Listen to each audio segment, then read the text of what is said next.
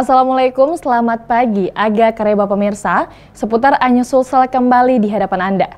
Edisi hari ini 29 Maret 2023, kami telah menghimpun beragam informasi menarik untuk menemani kebersamaan kita selama 30 menit ke depan. Berikut 3 informasi di antaranya. Penangkapan pria mabuk karena diduga mengejek polisi berlangsung ricuh.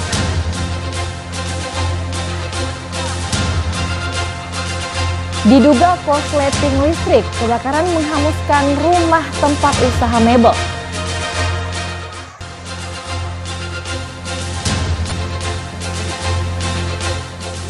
Suami pergoki sang istri selingkuh dengan pria tetangganya sendiri. Selain cuplikan tadi, kami juga akan menghadirkan informasi lainnya untuk Anda bersama saya Firda Jumardi. Inilah seputar Anyus Sulsel selengkapnya.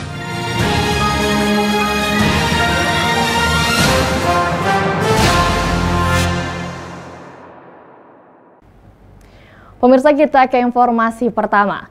Penangkapan terhadap seorang pria mabuk yang mengejek polisi dan mengangkat ban motornya saat dikejar berlangsung ricuh di Kota Makassar. Pelaku yang kabur dan bersembunyi di halaman rumah warga menolak dan melakukan perlawanan saat akan ditangkap.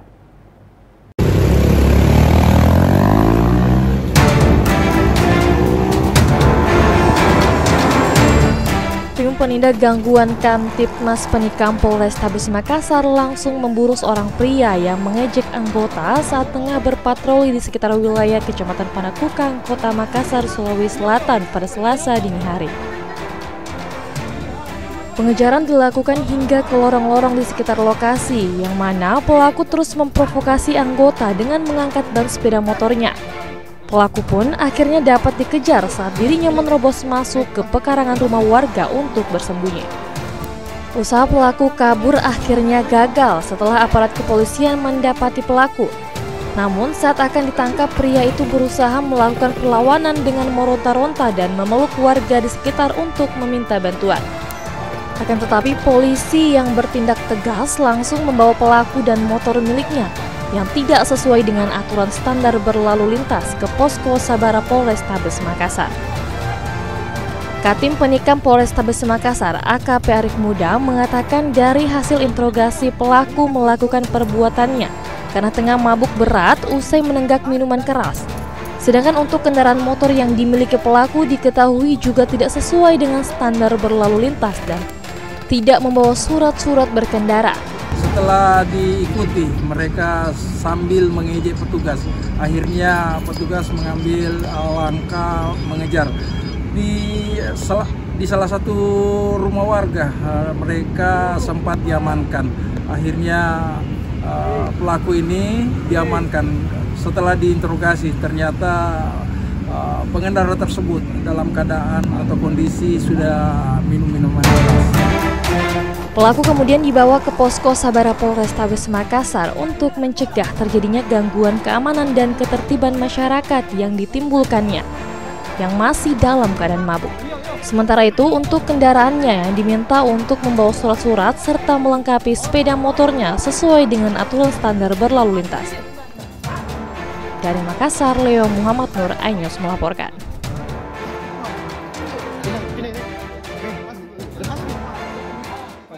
Diduga korsleting listrik, kebakaran menghanguskan rumah tempat usaha mebel di Kota Makassar. Kebakaran tersebut terjadi usai buka puasa. Akibat kebakaran tersebut, kerugian ditaksir hingga ratusan juta rupiah.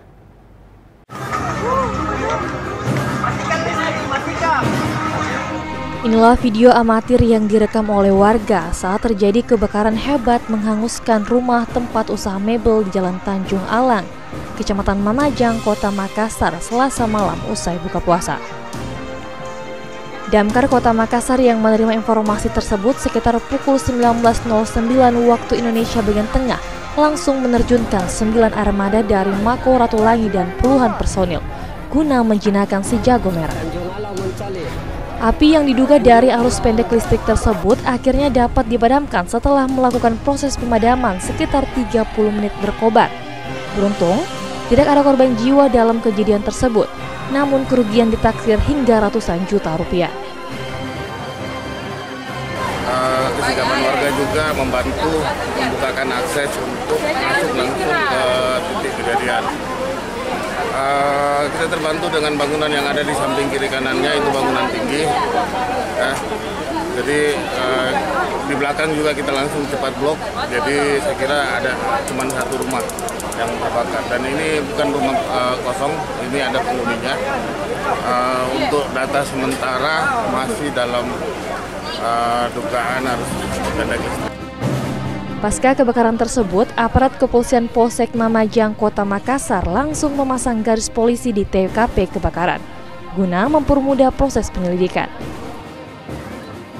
Dari Makassar, Leo Muhammad Nur Anyus melaporkan.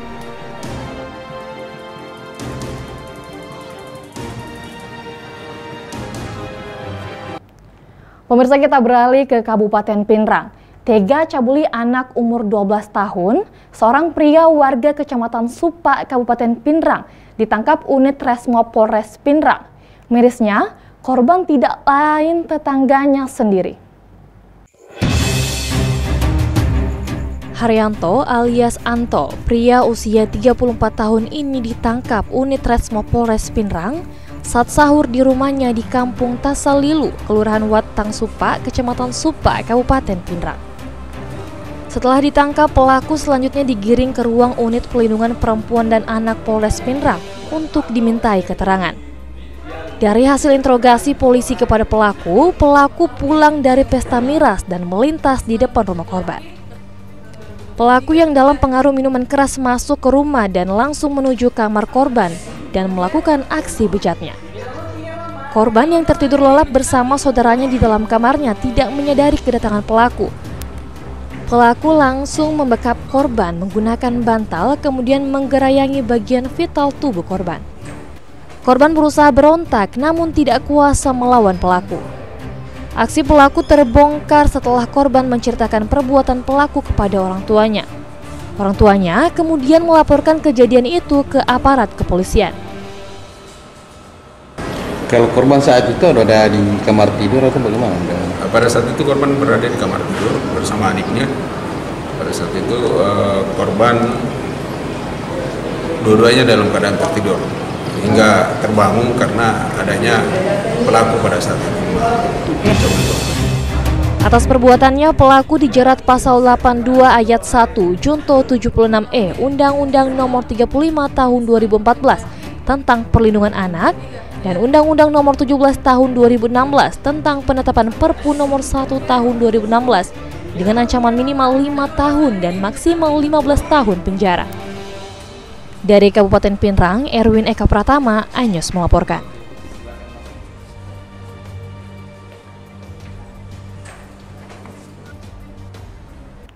Usai kejadian robohnya kubah Masjid Ittifaqul Jamaah di Jalan Barukang, Kecamatan Ujung Tanah, Kota Makassar, Gubernur Sulawesi Selatan Andi Sudirman Sulaiman menjenguk korban yang tengah dirawat di Rumah Sakit Angkatan Laut Jala Amari, Makassar.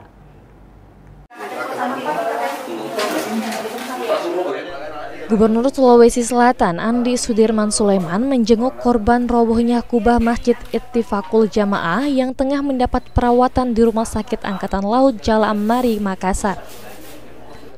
Dari 12 korban luka-luka atas peristiwa tersebut, sebanyak 10 korban diantaranya dirawat di rumah sakit ini. 7 orang dirawat inap dan 3 orang diantaranya sudah menjalani rawat jalan. Gubernur Sulawesi Selatan Andi Sudirman Sulaiman menyampaikan keprihatinan atas musibah robohnya kubah Masjid Ittifaqul Jamaah di Jalan Barukang 2, Kecamatan Ujung Tanah, Kota Makassar. Untuk itu, pihaknya mengajak warga Sulsel untuk memberi doa kepada korban luka agar diberi kesembuhan. Dalam kunjungan ini, Gubernur Sulsel memberikan santunan kepada para korban yang dirawat di rumah sakit itu. Dalam kunjungan itu turut hadir Komandan Lantamal 6 Brigjen TNI Mara Amir Kasman. Sebelumnya, musibah rubuhnya kubah terjadi di Masjid Ittifaqul Jamaah Jalan Barukang, Kecamatan Ujung Tanah, Kota Makassar, saat jamaah masjid sedang mendengarkan ceramah tarawih pada Minggu malam 26 Maret 2023. Dari Makassar, Leo Muhammad Nur Anyus melaporkan. Pemirsa, Wali Kota Makassar Muhammad Ramdan Pumanto secara resmi melantik 220 ASN baru lingkup Pemkot Makassar. Dani Pumanto berpesan agar PNS baru ini menekankan pentingnya akhlak, loyalitas, dan inovasi dalam bekerja.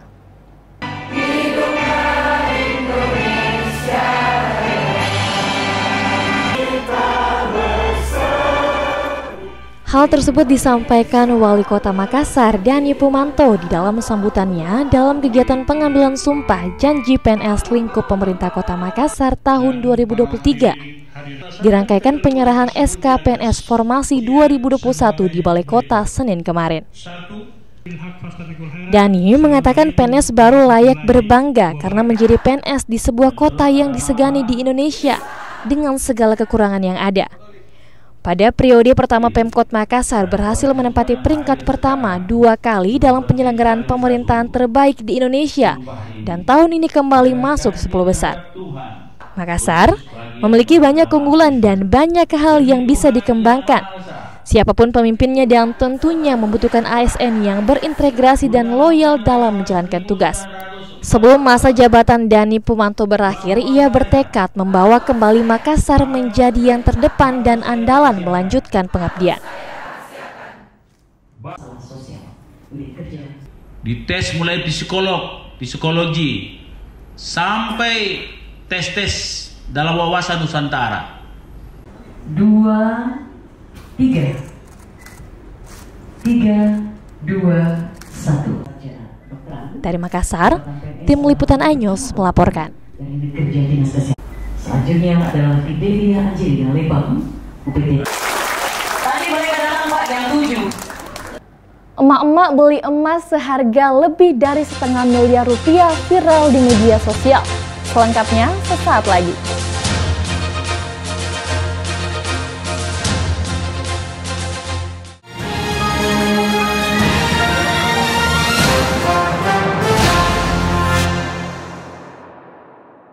Dan cobalah mari kita semua saling menyayangi dan saling berbagi dan bersama untuk hadapi bencana.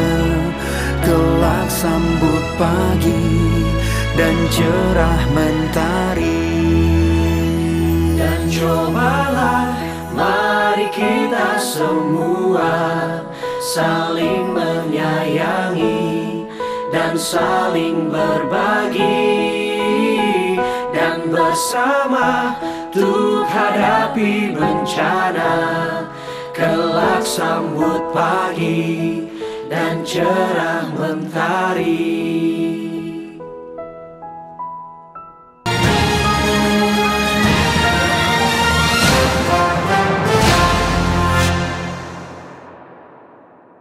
Terima kasih masih bersama kami. Seorang suami pergoki sang istri sedang selingkuh dengan pria tetangganya sendiri di Luwu Utara.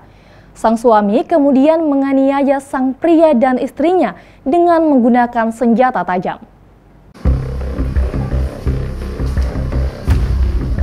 Seorang istri asal Kabupaten Luwu Utara mencuri waktu untuk berselingkuh dengan pria tetangganya sendiri saat suami dan anak sedang keluar melaksanakan salat tarawih. Sang suami yang memiliki firasat buruk hingga memutuskan kembali ke rumah, sang suami lalu mengintip melalui celah dinding dan melihat istrinya disetubuhi oleh tetangganya sendiri. Tak terima perlakuan istri dan tetangganya, pelaku kemudian mengambil parang lalu masuk ke dalam rumah. Pelaku yang terpojok justru masuk ke kamar. Pelaku kemudian menebas pria selingkuhan istrinya itu menggunakan parang. Untungnya, pria tersebut sempat menghindar sehingga mengenai bagian kepala. Ia pun kabur menyelamatkan diri. Sementara sang suami yang mengejar menemukan istrinya. Saat itu, sang istri terus meminta maaf dengan cara bersujud. Karena tak kuasa menahan amarah, sang suami lalu menggores leher istrinya menggunakan ujung parang. Usai menebas tetangga dan melukai istrinya, pelaku lalu menyerahkan diri ke Mapolres Luwu Utara. Sementara, istri beserta pria selingkuhannya itu menjalani perawatan medis di Rumah Sakit Umum Andi Jemak Masamba. Istrinya sementara disetubui sama orang lain. Itu menurut pengakuan si Dedi ini ya, menurut pengakuan sementara. Istrinya sementara disetubui oleh laki-laki lain. Yang laki-laki lain itu setahu dia adalah tetangganya sendiri. Bahkan sering bertegur sapa dia kalau siang hari sama itu si pelaku selingkuh itu sama istrinya. Jadi dengan pikiran yang sudah kalut, gelap mata, langsung dia terdobrak pintu depan. Kebetulan ada parang di situ yang sering dia gunakan sebagai alat mencari ikan kalau malam hari untuk memenuhi kebutuhan rumah tangganya. Langsung diambillah itu parang. Hingga saat ini pelaku mendekam di rumah tahanan Mapolres Luwu Utara. Sementara sang istri dan selingkuhannya masih menjalani perawatan akibat luka yang diderita. Dari Kabupaten Luwu, Nasruddin Rubak, Anyus melaporkan. Sebuah video viral di media sosial setelah diabadikan sejumlah jamaah lainnya yang memilih berteduh. Sejumlah warga di kota Parepare tetap khusyuk melanjutkan sholat mereka meski dalam kondisi diguyur hujan. Dalam video amatir yang beredar di media sosial, sejumlah masyarakat terlihat tetap khusyuk dalam melanjutkan sholatnya meski dalam kondisi diguyur hujan deras. Momen ini terjadi di Jalan Andi Mangkasau sekitar Masjid Al-Banjar, Kota Parepare, Sulawesi Selatan pada Jumat malam lalu 24 Maret 2023 saat para jamaah masjid ini diguyur hujan deras ketika melaksanakan sholat isya secara berjamaah. Saat sholat berlangsung, hujan deras tiba-tiba turun dan terlihat sejumlah jamaah tetap melanjutkan sholat mereka, sementara jamaah lainnya memilih untuk berteduh.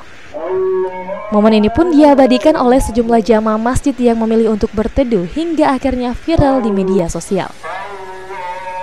Waktu hujan itu pas sholat isya itu belum sholat tarawih, pas rakaat kedua langsung hujan deras. Sebenarnya depan sini masih banyak yang bertahan juga. Depan sini, depan masjid itu kan di depan raya motor. Di jalan? Iya, di jalan gitu. Kalau memang bulan Ramadan memang jamaah sampai di jalan atau bagaimana? Setiap bulan Ramadan begitu, sampai di jalan, sampai di perbatasan sini ajen. Jadi kalau bahkan biasa lebih. Jadi kalau hujan basah sama jamaah? Iya, biasa basah begitu. Di Masjid Al-Banjar, Kota Parepare ini memang setiap memasuki bulan suci Ramadan, jamaah di masjid ini memang selalu tumpah ruah hingga ke ruas jalan. Sehingga jika hujan turun, maka jamaah yang melaksanakan sholat di jalan tentu akan kehujanan. Dari Parepare, Erwin Eka Pratama, Anyos melaporkan.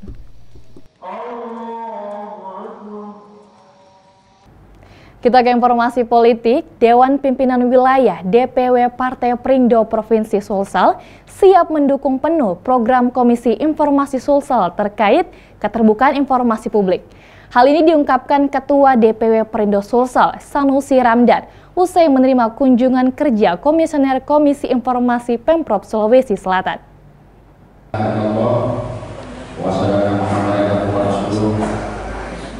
Wakil Ketua Komisi Informasi Pemprov Sulsel, Tadam Pali, beserta rombongan mengunjungi kantor DPW Partai Perindo Sulsel di Jalan Perintis Kemerdekaan, Kota Makassar. Kunjungan Komisioner Komisi Informasi sebagai ajang silaturahmi sekaligus memaparkan kinerja Komisi Informasi Pemprov Sulsel yang menggandeng beberapa partai politik. DPW Partai Perindo merupakan partai ke-6 yang dikunjungi Komisioner Komisi Informasi dari 11 partai lainnya yang menggunakan dana APBD. Berdasarkan data Komisi Informasi Pemprov Sulsel, sejauh ini keterbukaan informasi publik di Sulsel sudah semakin membaik. Keterbukaan informasi publik di partai politik sangat diperlukan demi mewujudkan lahirnya informasi yang sehat dan berimbang di masyarakat. Untuk menjelaskan bahwa ada kewajiban dari partai politik untuk lebih terbuka menjelaskan, terutama pertama adalah soal aktivitas, yang kedua adalah soal karena partai ini adalah salah satu entitas yang menggunakan dana APBD, jadi harus terbuka kepada publik saya kira, dan saya kira sambutan teman-teman Perindo ini luar biasa ya, dan saya kira advance sudah cukup memahami saya kira.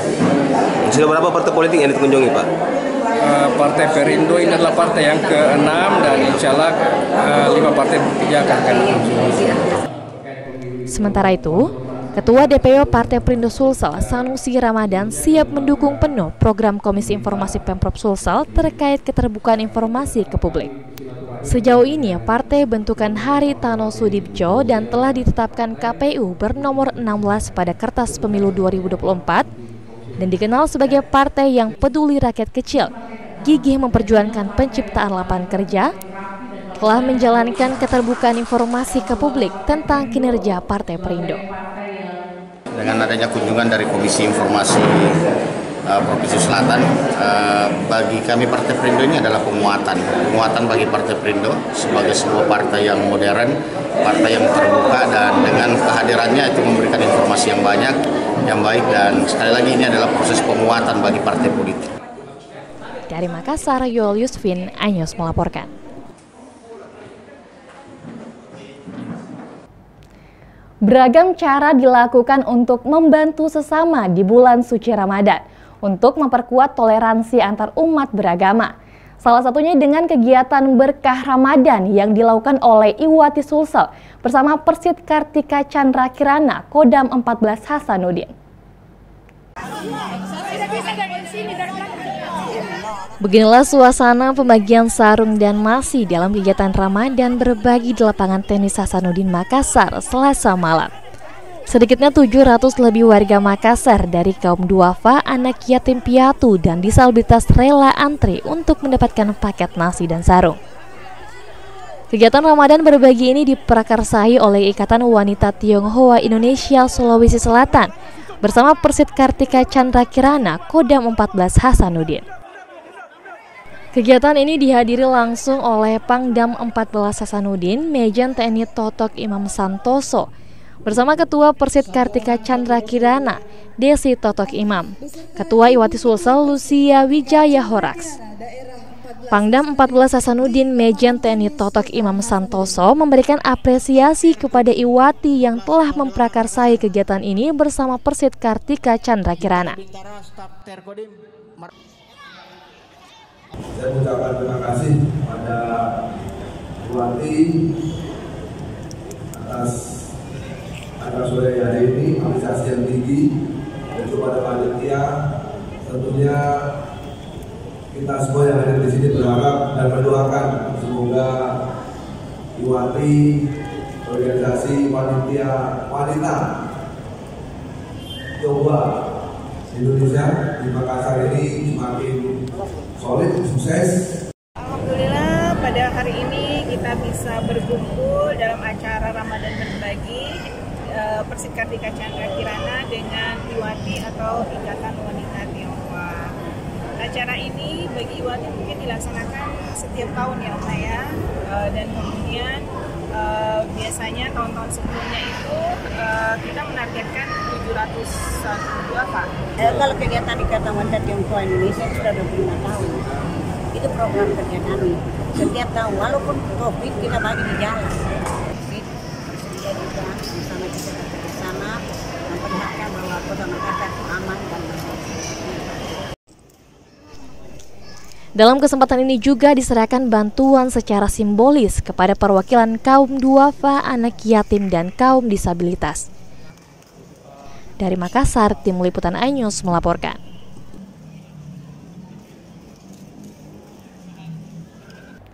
Pemirsa, video emak-emak membeli emas senilai lebih dari 550 juta rupiah viral di media sosial. Tidak hanya sekedar membeli emas, namun juga sering berbagi kepada seluruh karyawan toko emas langganannya. Video dari sebuah akun media sosial @mirahati viral di dunia maya dan disukai dan dikomentari para netizen. Dalam video ini tampak membeli emas model tas dan memperlihatkan nota pembelian emas senilai lebih dari 550 juta rupiah. Di video lainnya, Mira Hayati juga membagikan THR kepada seluruh karyawan toko emas langganannya. Emak-emak asal Makassar ini dikenal sebagai pengusaha perawatan kecantikan kulit ini juga hobi mengoleksi dan menginvestasikan uangnya dalam bentuk emas. Dari Makassar, Tim Liputan iNews melaporkan.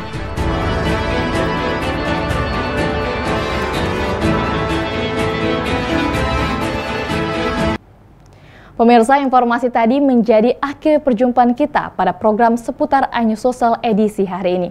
Tetaplah bersama kami untuk menyaksikan program menarik kami lainnya, hanya di RCTI bersama saya Firda Jumardi. Terima kasih telah menyaksikan, sampai jumpa. Salam Maki Tapada Salama.